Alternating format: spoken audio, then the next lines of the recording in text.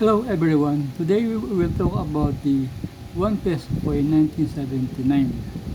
The 1979 Philippine 1 peso coin, part of the ang Bagong Lipunan series to generally with worth around $1 to $2 in circulation condition.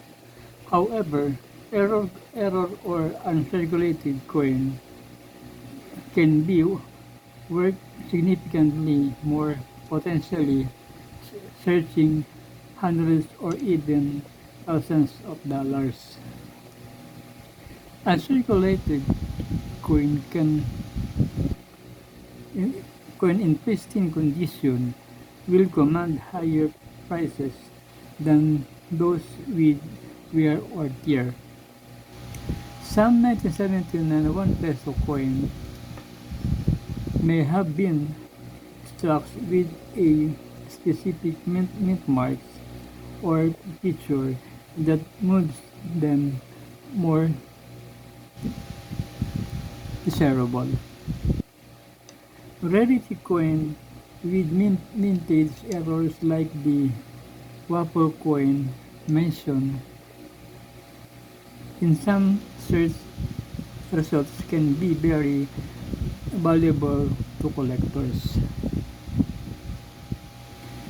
The 1 peso coin 1979 is made of copper nickel currency Philippine peso coin type circulation coins denomination.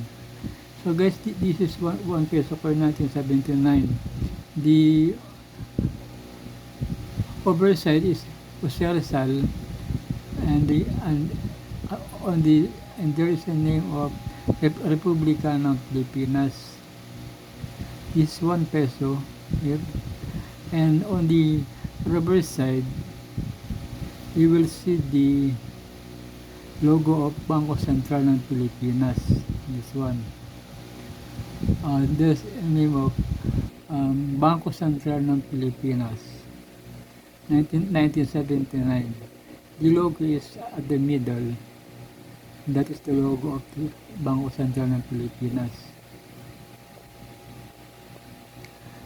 So guys, this coin can be worth hundreds of thousands of dollars if there's an error coin. But usually the error coin is hard to find.